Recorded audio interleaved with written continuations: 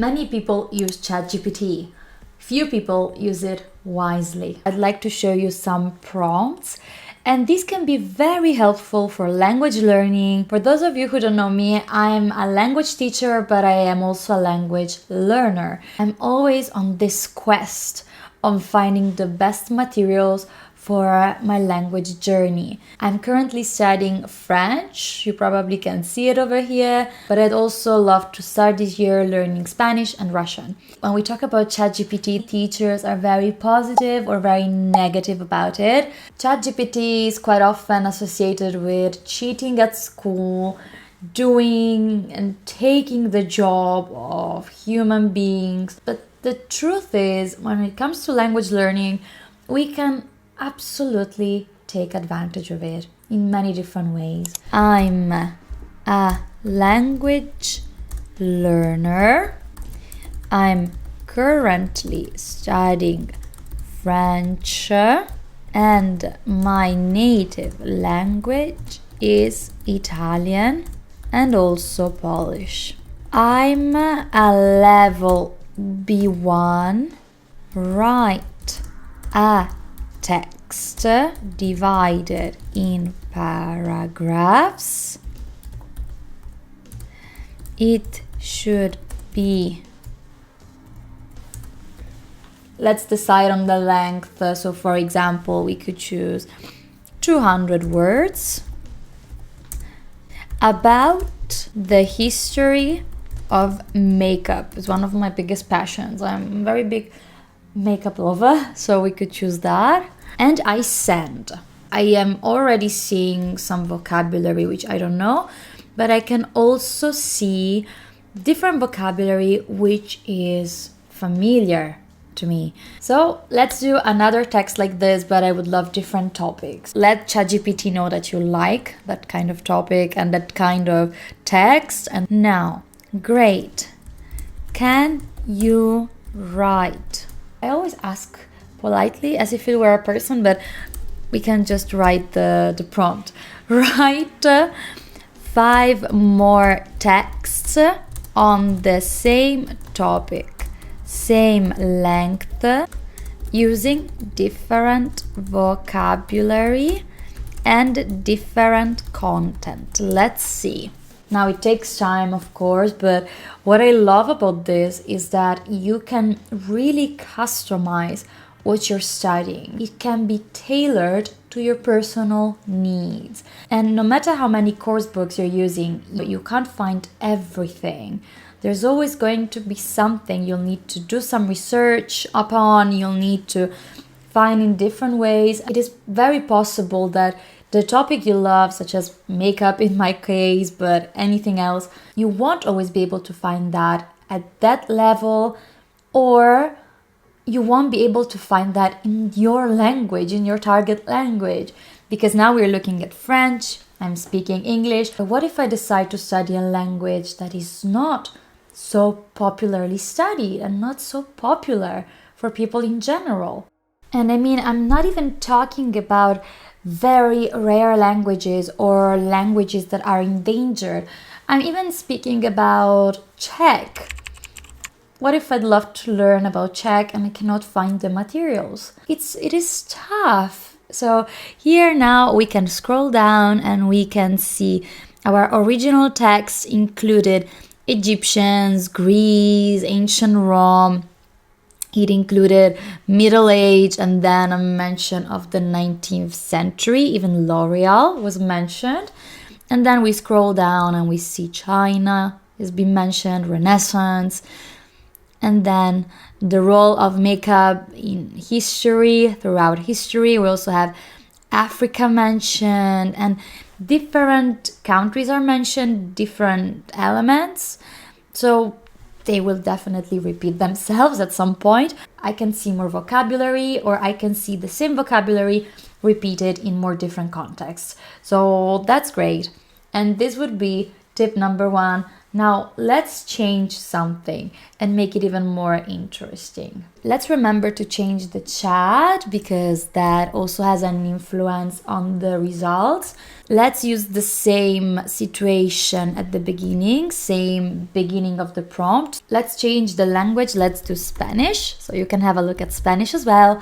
I understand a bit of Spanish because of the familiarity with Italian, but I'm not a Spanish speaker at all. I'm not a Spanish user. Write a text using the past Spanish tenses, the Spanish past tenses, 300 words, and highlight the verb forms. Include a translation in brackets next to the verb forms. And now this is very customized, and as a person who does not speak Spanish and has never studied Spanish grammar, I don't know which tenses these are. So that's why I gave the option of past. But we can also make another example, don't worry about it. So, el año pasado fui. And then I have the translation in Italian because I use the Italian ChatGPT because I'm in Italy. But you can choose any kind of language. You can have a translation in a different language. I can see those verb phrases highlighted. So, nosotros decidimos, habíamos escuchado, hicimos, reservamos, llegamos, and we have the translation. Then below, we have the translation key, so how it was translated. And now, let's do the same with English because I want to show you this is so cool. I'm currently studying English, and my native language is Italian and also Polish. Write a text using the past perfect tense. Let's do 150 words. Highlight the verb forms. Include a translation in brackets and the base form of the verbs. Write a text about Sinner, the famous tennis player. And this is not to cheat at school because I know that the biggest risk with this content is people are going to cheat at school. Students have always cheated, in my opinion. Now this is a very strong and powerful tool to cheat. And if you're a teacher, you can see when a student cheats. It's not a tutorial to learn how to cheat.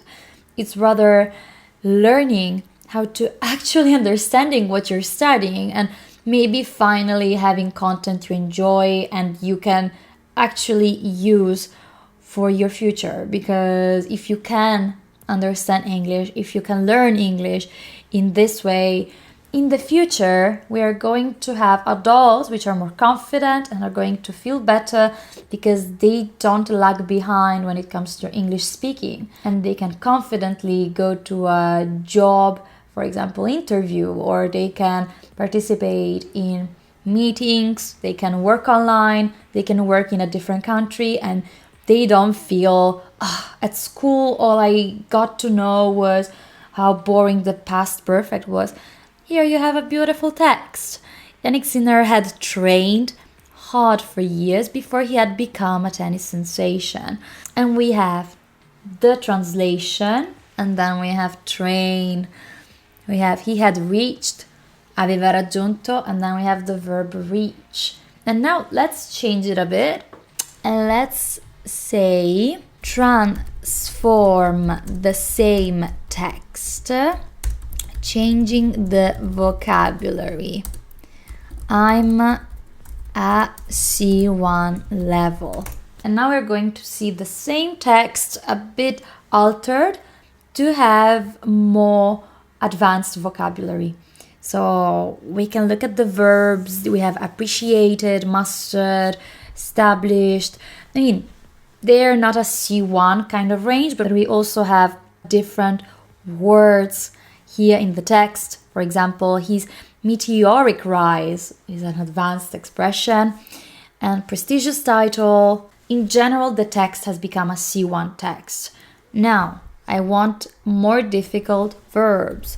Use more advanced verb phrases. He had dedicated himself, he had risen, he had secured, he had already outclassed, had marveled at, had cemented, embarked on, foreseen, nurtured, bolstered, scaled. So you have more advanced verbs and it's still the same kind of text. We're just transforming it according to our needs. Something we could do at the end of all of this, create a test to check my understanding of the different vocabulary use and the tense and the past perfect tense. Let's be specific. Past perfect tense. Create 3 different exercises. One can include Italian translation. 2, check if I know. If I know, I'm repeating myself too much. To check my knowledge. We are creating a test. And why is that important? Because we need in our language learning process to test ourselves. It's not just about what we get from outside, but we also need to check if we remember. We need to check where the gaps in our knowledge are. One thing I would take into consideration is when it comes to frequently studied languages, so languages that are very common, probably much of this is going to be brilliant. But again, if I'm studying a rare language, I might be considering that there could be some mistakes and inaccuracies because it is still an AI. Point number 2, we are not speaking to a human. So a human also knows about culture, considers different aspects. Here, it's a machine. I would never rely and just use this as a tool. But this is a powerful tool to implement and to use following other tools. I would definitely avoid using just ChatGPT. Let me know what your thoughts are on this.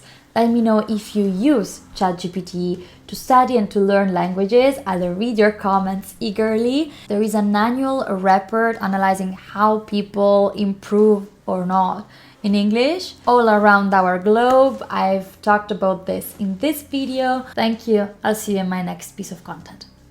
Bye.